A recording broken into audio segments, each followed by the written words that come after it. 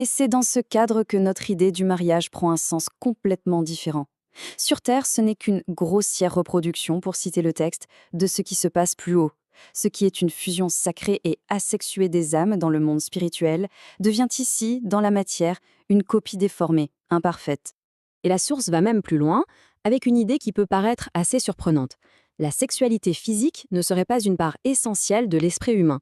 Ce serait plutôt un outil du monde matériel qu'on aurait hérité du règne animal pour permettre des échanges d'énergie. Autrement dit, un mécanisme de la matière et non l'essence de l'union. Bon, et c'est là que les choses se compliquent. Selon cette perspective, l'humanité ne s'est pas juste contentée d'une copie imparfaite. Non, elle l'aurait activement souillée, tirée vers le bas, jusqu'à la faire sombrer dans ce que la source appelle le marécage. L'image est puissante quand même. Un marécage, c'est un lieu de stagnation, de confusion, où la pureté originale s'enlise complètement, où elle se perd.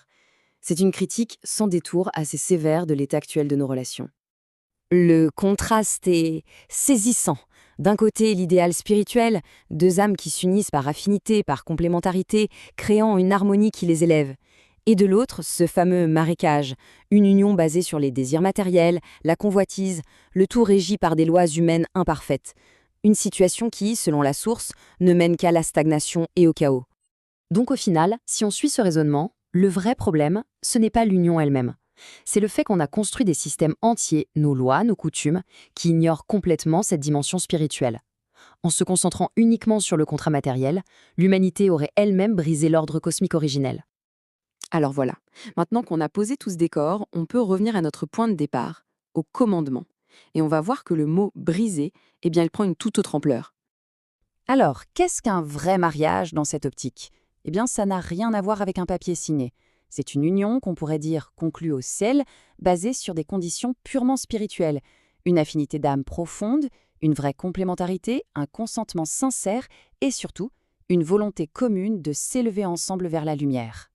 Du coup, briser un mariage, ça ne veut plus dire simplement être infidèle. Non, le sens est bien plus profond.